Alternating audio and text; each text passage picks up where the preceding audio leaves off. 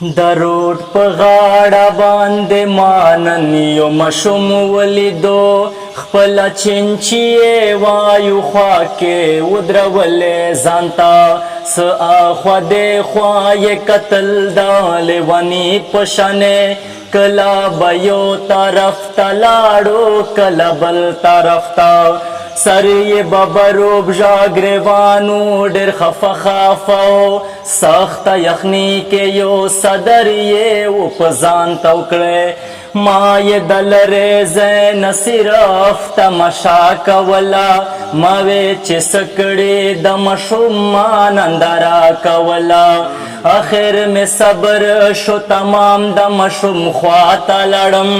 ما ورنه وکړو د تپوس چې دلته څه کوې ته زه درته ګورم کله یو خوا کله بل خوا لاړ شې ډېر ورخطا کېږې آخر څه شوي دي آخر د تا څه مجبوري ده ماته هم ووایه چې په مشوم ځان باندې ته دغه رکشا چلوې بیا شو ګویا راته اوس په غريو نیولې انداز ماته یې خپله مجبوري بیا ربر سې راکړله ویلي یې چې زه یم یتیم او مور مې دا نه جوړه کور کې مې دا ماشوم خور بل مې ناروغه دی ورور په ما نه مشر دی خو خغه پیدا شي معذور دی د دې دپاره زه نن دغه مزدوري کومه بس دا کیسه یې راته وکړه او زما نه لاړو خپلې چینچي سره بیا هم خغاسې ودرېدلو د دې ماشوم کیسې مې زړه قسم دې ودړدو زما د سترګو نه بېوسه اوښکې تویې شولې زه وم بېوسه څه امداد مې د ماشوم ونه کړو خو په ژړا باندې مې سترګې رابطه پورته کړلې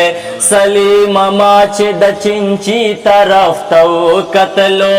نو د چینچي په هغه سایډ کې یو موټر ولاړو نو بیا مې هم د اوښکو ډکې سترګې پورته کړلې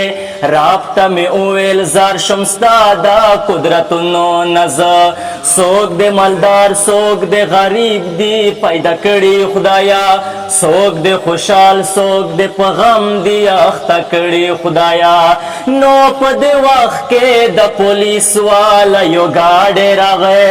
ګاډی ودراو په روډ باندې اقدام را کوشول هغه ماشوم یې را ایسار کړو پیرا باندې یې کړه یو څو څپېړې یې په مخ بیا ورنه پورته کړلې هغې نه پس یې ورته وویل چې دې خوا راځه ګاډي ته وخېژه چې زه تا ته قانون وښیم یوازه راته رسي هم په د یتیم ونه کړو د ځان سره یې لاس تړلی بیا تاڼې ته بوتلو ما ورته سوچ و موټر والا یې پرېښودلو ځکه چې هغه یو مالدار او جاګیردار سړی و اوف زه قسم دې د ژوندون ته فکر وړی یما زه دیوانه د خپل قانون ته فکر وړی یما هغه موټر والا یې پرېښودو د روډ د پاسه بس د چینچي والا ماشوم یې لاس تړلی بوتلو دا د نه دغه شوه معلومه دیوانه سلیمه چې په دې ښار کې د غریب سړي ګزران نه کېږي